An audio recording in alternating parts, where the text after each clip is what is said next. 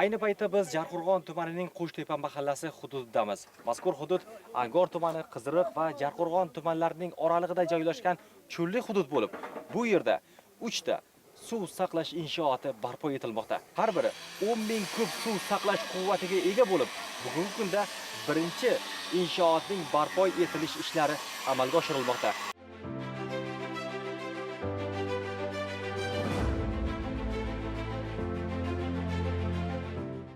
Yuqorida biz mazkur loyihani bejizga tarixiy loyiha sifatida baholamadik. Uzoq yillik tarixga ortga nazar soladigan bo'lsak, men 35-40 yildan beri ichimlik suv sohasida ishlab kelyapman. Asosan Surxondaryo aholisini artizan yer osti suv quvurlariga ta'minot bo'lganda, oldin ichimlik suvini aholimiz ko'p kilometrlardan eshak, arava, vodovozlardan sotib olib ta'minlash o'ta qiyin edi. Hozir masalan, shaxsan men bilganimdan Bandixon tumaniga mana bu yil suv uladik.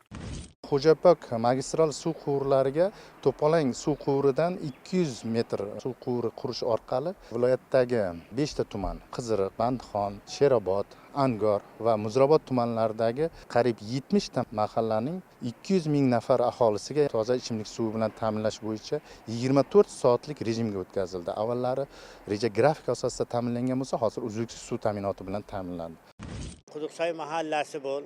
Yoshligimizda mana pelaki bolalar edi. Eshak bilan olib kelar edik. Suvlar u yerdan bu yerdan. Suvimiz quduqdan ichilar edi. 74-yil kanal o'tdi. Kanalning suvidan ham ichdik. Biz o'ylaganimiz yo'q. Bu keladi deb. Mamlakatimiz tinch bo'lsin, rivojlanib ketaversin yaxshi. bu metal suv quvurlari bo'lib, Sarosiyo tumanining To'polang suv omboridan Termiz shahrigacha bo'lgan masofaning 165 kilometr qismiga mazkur suv quvurlaridan foydalanilmoqda. Mazkur ish jarayonlarida bevosita ishtirok etayotgan texnik nazoratchiga savol bilan yuzlanamiz. Xo'sh, ishlar qay yo'sinda amalga oshirilmoqda? Termiz Sarosiyo suv ichimlik magistralining 165 kilometriga mana shu 920 o'lchamli, qalinligi 8 mm bo'lgan shu turbadan foydalanmoqda. Savol tug'ilishi mumkin. Bu zanglamaydimi? Shu xizmat qilish jarayonida bu maxsus temir moddalardan quyilgan bo'lib va o'zining maxsus himoya vositalari bilan tashqi va ichki tomonlari izolyatsiyalangan. Bularni magistralni montaj qilish jarayonida buni 2 metr va 2,5 metr chuqurlikda montaj qilinib kelyapti. Bu montaj qilish jarayonida har bir ulangan joyi maxsus rentgen laboratoriyasi sinovdan o'tkazilib, keyin ko'mishga ruxsat berilyapti.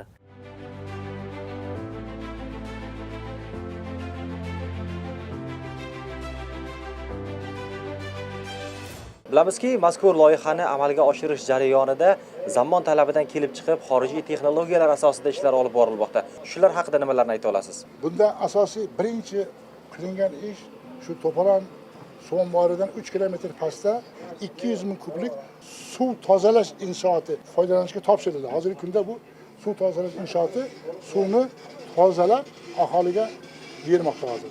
Bu bizda yangi texnologiya, yangi tajriba bu. Qo'yilayotgan barcha jihozlar ham jahon standartlariga mos keladigan jihozlar o'rnatilgan. Bu deganki, bu loyiha jahon standartlariga mos keladigan jahon tajribasidan kelib chiqqan holda amalga oshirilmoqda.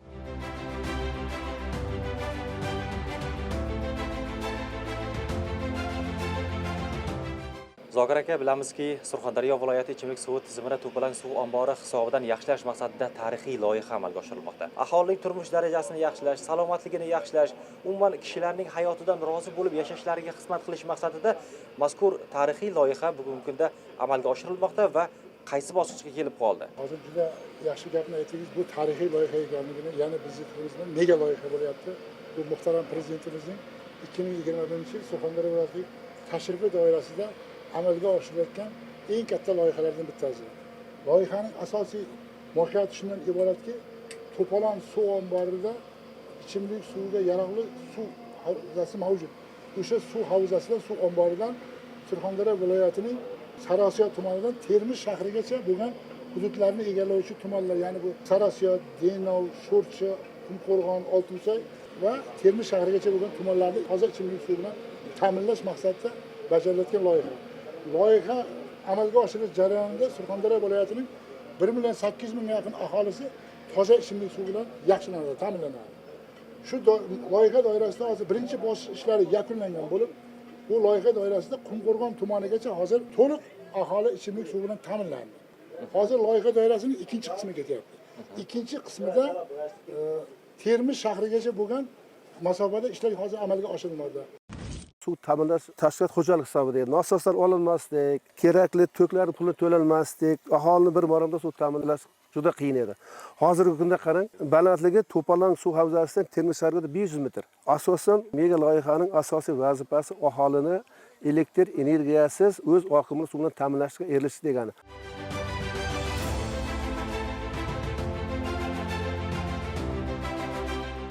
Sarosiyo tumanidan Termiz shahrigacha bo'lgan hudud aholisini toza ichimlik suvi bilan ta'minlash maqsadida amalga oshirilayotgan ishlar bugungi kunda yakuniy bosqichda turibdi. Yuqorida aytib o'tilgan hududlar oralig'ida 380 kilometrdan uzun suv quvurlari tortildi. Shu mavzular doirasida mutaxassis bilan suhbatlashamiz. Shu kecha kunduzgi hozir Jarqo'rg'on suv saqlash inshootidan Termiz shahrigacha bo'lgan masofa, diametri 426 bo'lgan turbamiz bilan Termiz shahrigacha tarmoq tortildi. Yil yakuni bilan Termiz shahriga ham Mangizor suv saqlash inshootiga, Shimoliy suv saqlash inshooti ham tarqatish inshootiga ulab berishga reja qilganmiz.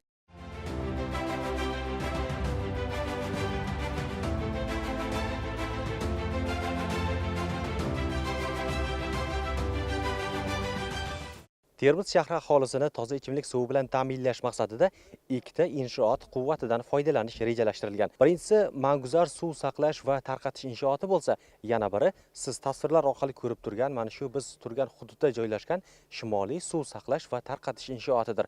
To'palang suv omboridan suv quvurlari orqali tortib kelinadigan toza ichimlik suvi mazkur inshootga ulanganidan so'ng Termiz shahri aholisi 24/7 rejimida toza ichimlik suvi bilan ta'minlanadi. Inshootimiz Shimoliy suv saqlash va tarqatish inshooti To'palang suv omboridan kelayotgan tarmog'imizning asosiy bir qismi kelib ulanadi va Termiz shahar aholisini ma'lum qismiga suv tarqatiladi. Bu yerda yillar mobaynida qarovsiz hududga aylanib turgan edi. Mana so'nggi yillarda ko'rib turganingizdek, obodonlashtirish ishlari, rekonstruksiya ishlari olib borildi. So'nggi 8 yilni oladigan bo'lsak, umuman viloyatda 300 dan oshiq suv inshootlari qurildi. 5000 kilometrga yaqin magistral va ichki tarmoqlar qurildi. Shularning evaziga qarang, 2017-yilga qadar viloyat aholisi kreditli undan 1% ichimlik suvi bilan ta'minlangan bo'lsa, bugungi kunga kelib 67% ga yetdi. Muhtaram prezidentimizni mana shu xalqimizni farovonligi yo'lida Surxondaryo ahlini toza ichimlik suvi bilan ta'minlashdagi olib borayotgan tashabbuslari, sa'y harakatlari deb bilamiz.